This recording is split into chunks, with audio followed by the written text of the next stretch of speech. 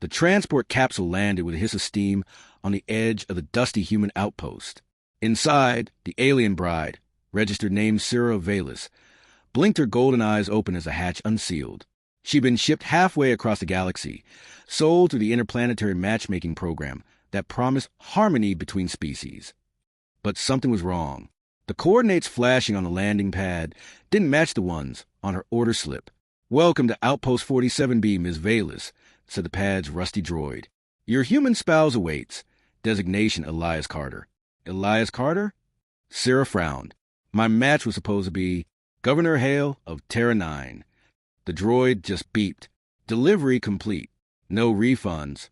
Before she could protest, the capsule's engines disengaged and blasted away, leaving her in a swirl of dust, staring at a crooked wooden farmhouse under the twin suns. Chapter 1. The Wrong Human. The man who opened the door wasn't Governor. He wasn't even wearing boots, just an old flannel shirt and a metal brace around his leg. "Can I help you, miss?" he asked, confusion in his tired blue eyes. Cira checked her chip again. "You are Elias Carter?" "That's me, rancher mechanic and, apparently, the recipient of an alien bride." He gave an awkward half-smile. "I didn't order one, though." She stiffened. "There must be a mistake. I was to marry Governor Hale. My capsule." He raised a hand. "Well, your ship's long gone, and the comms here barely reach orbit. You'd best come in before the dust storm hits." Reluctantly, Cira stepped inside. The air smelled of engine oil and something sweet, pie. Her translator whispered. The walls were cluttered with old Earth photos. A woman with kind eyes, a boy in a wheelchair, and Elias standing behind them both. "Your mate?" she asked, nodding toward the woman. Elias's voice went quiet. "My wife, passed 3 years ago. My boy, Caleb, is all I've got left." Chapter 2. The Boy Who Wouldn't Smile. Caleb didn't say much when Cira met him. The 10-year-old stared at her with wide eyes, his frail legs motionless under a blanket. His wheelchair was patched together with scrap metal and wire, the kind of thing built by a man do his best with what little he had. "You're green," Caleb whispered. "Emerald," Cira corrected gently. "And you're small." Caleb frowned. "Dad says I can't walk anymore. My legs don't work." Cira's crest glowed faintly blue, a valiant sign of empathy. "On my world, we do not give up parts of ourselves. Perhaps you do not need to walk to move forward." Caleb tilted his head. "That sounds like something Mom used to say." Elias watched from the doorway, a shadow of a smile tugging at his lips. Chapter 3. The Accident. That night, the storm came. Cira stood by the window, watching dust and lightning swirl over the desert. Her people thrived on storms. Their bodies could absorb static energy. She opened the shutters slightly, letting the charged wind brush her skin. It hummed through her bones like music. Behind her, she heard Elias coughing. He was trying to fix the generator before it died completely. When sparks burst from the panel, Cira rushed to him. "Let me," she said, pressing her glowing fingers to the wires. The generator purred back to life instantly. Elias stared. "You just healed it." "Rebalance it," she said simply. It was suffering from misaligned energy flow. He chuckled. "Wish you could fix people that easy." Cira looked toward Caleb's room, her expression unreadable. Perhaps not so impossible. Chapter 4. A New Kind of Healing. Over the next few days, Cira stayed. There was no transport coming soon. Communications were down across the sector. She helped Elias with repairs, taught Caleb about the stars, and listened to the wind hum through the metal walls. But at night, she visited Caleb's room quietly, scanning his fragile body with her biolight. His spinal cord was damaged, yes, but not beyond repair. On Valus, such wounds were mended through symbiotic resonance, a forbidden technique that required merging life energy.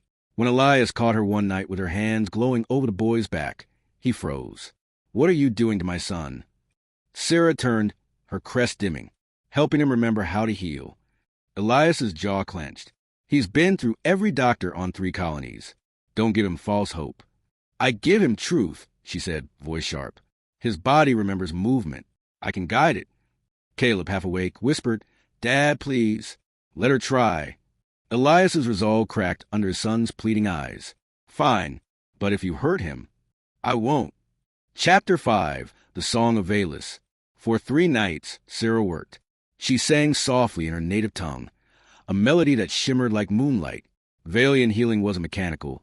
It was emotional resonance. She connected her biofield to Caleb's, letting her energy flow through his damaged nerves like warm rivers. Elias stayed by the door every night, watching. The sight of Sarah, glowing in the dark, her hands trembling as she poured her strength into his boy, did something to him. He hadn't felt hope in years. He hadn't felt anything. On the fourth morning, Caleb stirred. His fingers twitched, then slowly his toes. "Dad," Caleb gasped, tears filling his eyes. "I can feel them." Elias dropped to his knees beside him, speechless. Sarah smiled faintly. The current is restored. Chapter 6. When the transport came, word spread fast. An alien healer on Forgotten Outpost. Within a week, the interplanetary authorities arrived to correct the shipping error. A silver transport hovered over the ranch, lights flashing. A sleek-suited envoy approached Sarah. "Miss Vallis, your intended match, Governor Hale, has lodged a claim. You are to return to your proper destination immediately." Elias said nothing. He just stood by the porch, hands tightening around his cane. Sarah looked from the envoy to Caleb, who was standing, shakily but proudly, beside his wheelchair. The boy clung to her arm like he never wanted to let go. "Do you want to go?" Elias asked quietly. Sarah's crest flickered. "On Vallis, a bond once shared through healing is sacred. Your son carries my light now. My place is here." The envoy frowned.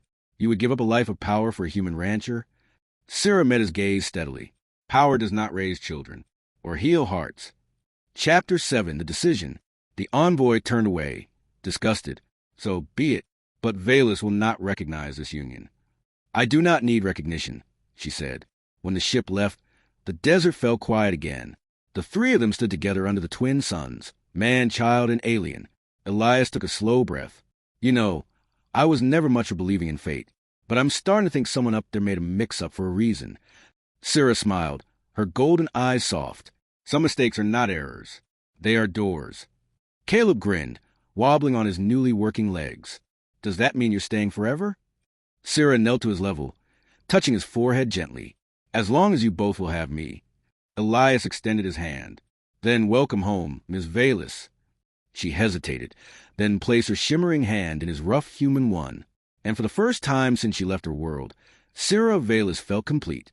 Epilogue: a new family. Months later, the ranch had changed. Solar panels glowed across the fields, powered by Sarah's technology. Caleb could run again, awkwardly but joyfully, through the red dust. And Elias, who once limped with pain, now moved lighter, as if the weight of years had lifted. Every night, the three of them would watch the twin suns set. And when Caleb asked where she truly belonged, Sarah would smile and say, "I was sent to the wrong address." But the universe, little one, doesn't make mistakes. It just delivers love to the place it's most needed.